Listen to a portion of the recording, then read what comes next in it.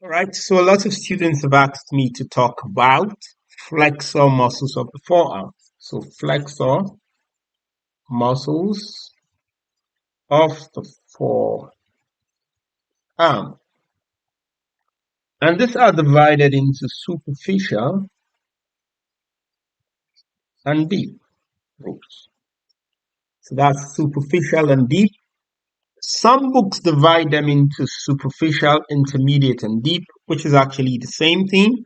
Now let's quickly look at the different groups. So to just remember the superficial group, what you need to do is, if you understand this, now your forefinger represent the pronator teres muscle.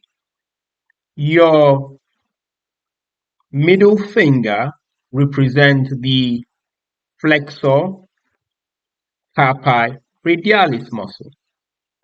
Your ring finger, which is this one, represent the palmaris longus muscle, and your little finger, which is this one, represents the flexor carpi ulnaris muscle, while your thumb represents the flexor digitorum superficialis muscle, which some people, some anatomists consider as the intermediate group. Now, for a recap, your forefinger represents the pronator teres muscle, your middle finger represents the flexor carpi radialis muscle. Your ring finger represents the palmaris longus muscle, and your little finger represents the flexor carpi ulnaris muscle, and the thumb represents the flexor digitorum superficialis muscle.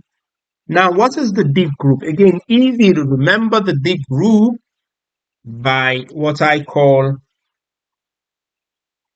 FFP, or fresh frozen plasma.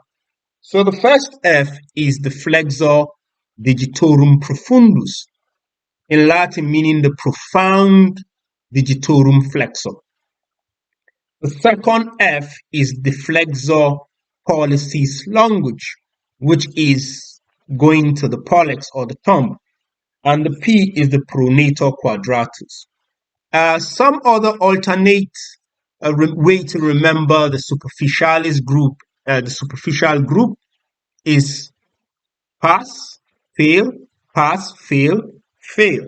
Not the nicest mnemonic, but that's again remembering the pronator teres, the flexor carpi radialis, the palmaris longus, the flexor carpi ulnaris, and the flexor digitorum superficialis.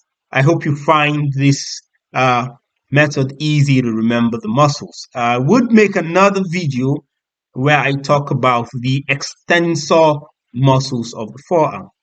Thank you for watching. Like, subscribe, and follow the channel.